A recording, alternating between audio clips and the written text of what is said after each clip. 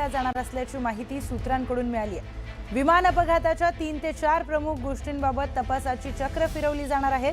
विमानतळावरील दृश्यमानता, command system मधील त्रुटी, अप्रोच आणि लँडिंग दरम्यान विमानाच्या प्रणालीवर बिघाड अशा पैलूंवर सखोल विश्लेषण होणार आहे। धावपट्टीवरील दृश्यमानता कमी असतानाही लँडिंगचा प्रयत्न का केला, लँडिंगसाठी क्लिअर कमांड दिली गेली होती का, या सगळ्या प्रश्नांचा तपास केला जाणार आहे। दृश्यमानता खराब असताना देखील लँडिंगचा निर्णय का घेण्यात आला, या दृष्टीने देखील तपास केला जाणार असल्याची माहिती सूत्रांकडून मिळाली आहे।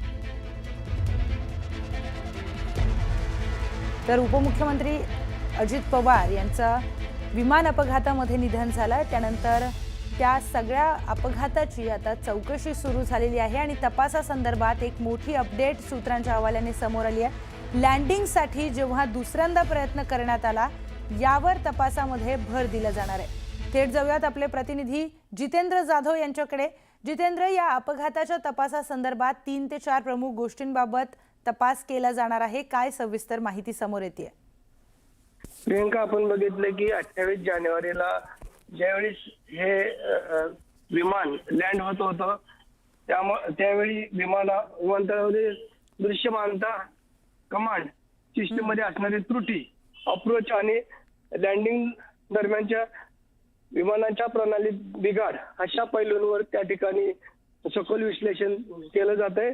आणि धावपट्टीवरील दृश्यमानता कमी असताना देखील विमानाने लँडिंगचा केलेला प्रयत्न आणि नंतर दुसऱ्यांदा ज्यावेळेस दृश्यमानता क्लिअर आहे का आणि मग लँडिंगसाठी धावपट्टी सगळी व्यवस्थित असताना कशामुळे ही दुर्घटना घडली याचा देखील या ह्याच्यामध्ये सखोल तपास होणार आहे।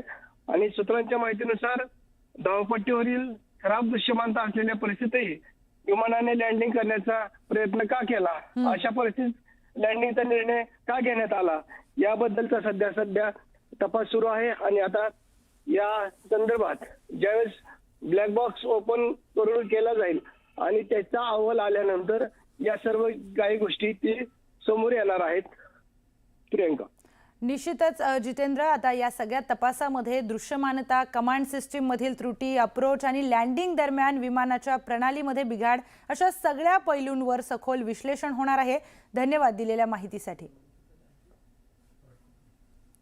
तर या सगळ्या घडामोडींसह वेळ झाली आहे एका छोट्याशा ब्रेकची। पाहत रहा न्यूज 18 मराठी, आवाज महाराष्ट्राचा।